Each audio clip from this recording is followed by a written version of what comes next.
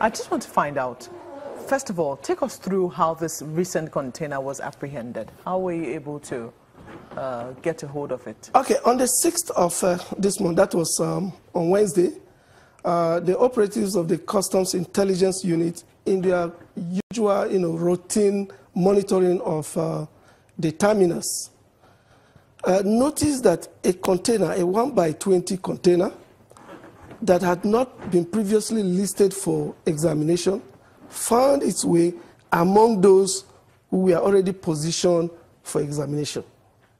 Of course, they moved closer and observed that the seal of this container had already been cut and padlocked, giving the impression that, this container had been listed, it's passed through the normal process, the seal has been cut off, so it's just a done deal. Releasing officer, you just need to append your signature and let it go. Immediately, the operative discovered that this container is among the other containers that had been previously listed. Of course, he quickly alerted other custom officers. The container was now transferred to the enforcement unit. Further scrutiny revealed the bill of lading to indicate that this container was carrying washing hand basin and water closets.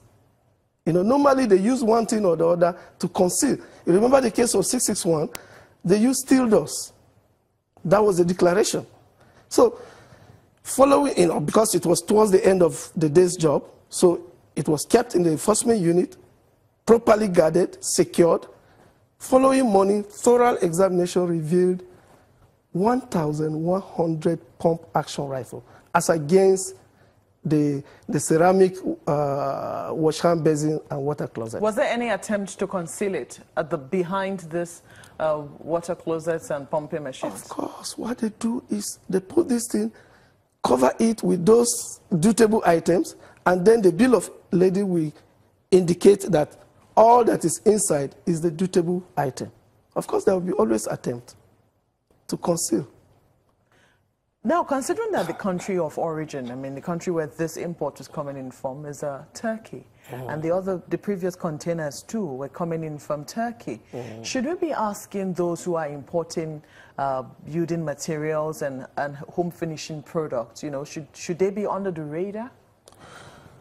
Well, the fact that 3 major arms seizure points to one particular country should not escape the attention of the government. We think that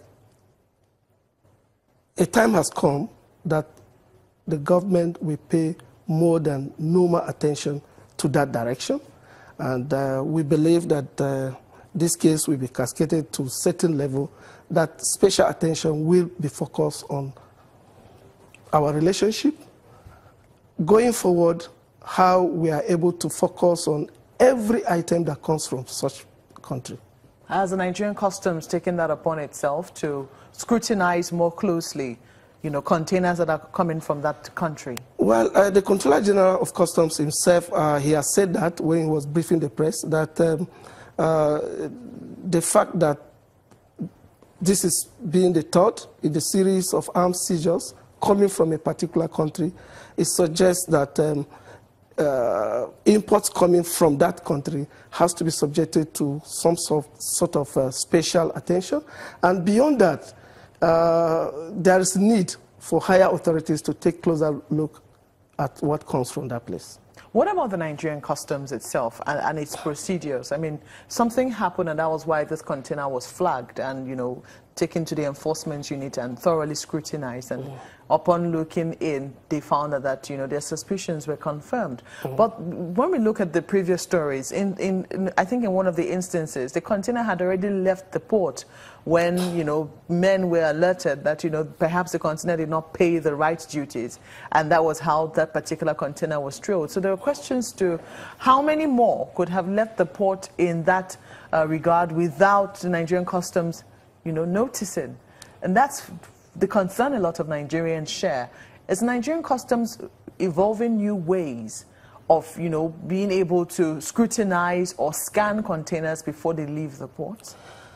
Well, first, as a Nigerian, I'm very concerned that such importations will be coming to this country at this particular time when we are having pockets of security challenges. We begin to ask ourselves questions. Why is this that there's a tendency for, there appears to be an increase in the interest to import this kind of item, especially at this particular time? Why? Could it be because some of these people are aware that presently we don't have functional scanners in our ports? Is that still the situation? Unfortunately, as we speak, that is the situation, but very soon the story will change. But the consolation is the fact that the present leadership of the Nigerian Customs Service have continuously fine-tuned our strategy, and it's working. For instance, last year, the intelligence unit was overhauled, retrained, and you will notice that within this, among these 3 seizures, all the seizures are linked to activities of the men of the intelligence unit. So, yes, in the absence of the scanners, the intelligence unit of the service is helping our other units to be able to function better. The last time we had this conversation, the scanners were not working then. Yeah. This is how many months down the line, the scanners are still not working. Well, scanners are supposed to be provided by the federal government. How high a priority do you think the federal government is according security at the... I mean, is the Nigerian Customs Service also pushing for it as strongly as it ought to, considering the new threats that are coming in through the ports? We are pushing for it. We are pushing for it. And this seizures, the seizures itself is an indication that there is need for these scanners. I am aware that the arrangement to secure these scanners at an advanced stage, I'm aware that a lot of contacts have been made, and very soon we will have functional scanners.